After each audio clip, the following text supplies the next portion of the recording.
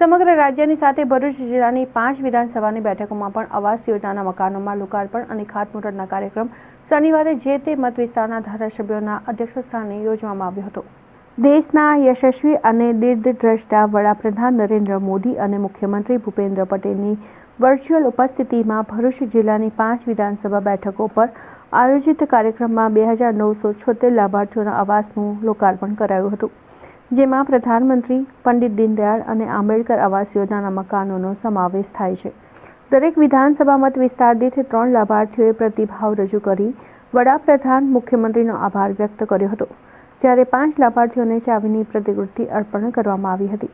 5 વિધાનસભા મત વિસ્તારોમાં એક સાથે આયોજિત આવાસ લોકાર્પણ અને કલ્યાણકારી યોજનાના કાર્યક્રમમાં જિલ્લા વહીવટીતંત્ર, અધિકારીઓ, પદાધિકારીઓ, આગેવાનો, કાર્યકરો કુલ 20,000ની જનમેદની જોડાઈ હતી।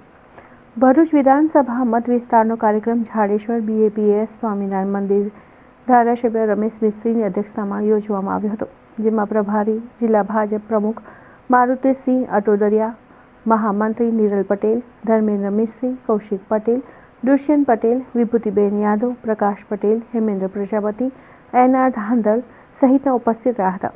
ધારાસભ્ય રમેશ મિસ્ત્રીએ સમગ્ર ગુજરાતમાં 2,993 કરોડના ખર્ચે 1,31,454 પ્રધાનમંત્રી આવાસોનું લોકાર્પણ, ખાતમુહૂર્તનો કાર્યક્રમ 182 વિધાનસભા બેઠકો પર યોજ્યો હતો, જેને અભૂતપૂર્વ ક્ષણ ગણાવી હતી। પ્રધાનમંત્રી નરેન્દ્ર મોદીને 10 લાખથી વધુ લોકોએ વર્ચ્યુઅલ સાંભળી ભારત સરકારની 17 જેટલી યોજનાઓના લાભ પ્રત્યક્ષ પરિવારો સુધી પહોંચાડવાની ઘડીએ ગૌરવપૂર્ણ ગણાવી હતી। જિલ્લા ભાજપ પ્રમુખ મારુતિસિંહ અટોદરિયા 5 વિધાનસભાની ટીમને આ અભૂતપૂર્વ કલ્યાણકારી કાર્યક્રમની સફળતા બદલ અભિનંદન આપ્યા હતા। આજે સમગ્ર ગુજરાતમાં 2,993 કરોડ રૂપિયાના ખર્ચે 1,31,454 પ્રધાનમંત્રી આવાસોનું લોકાર્પણ અને ખાતમુહૂર્ત વિધિનો કાર્યક્રમ છે।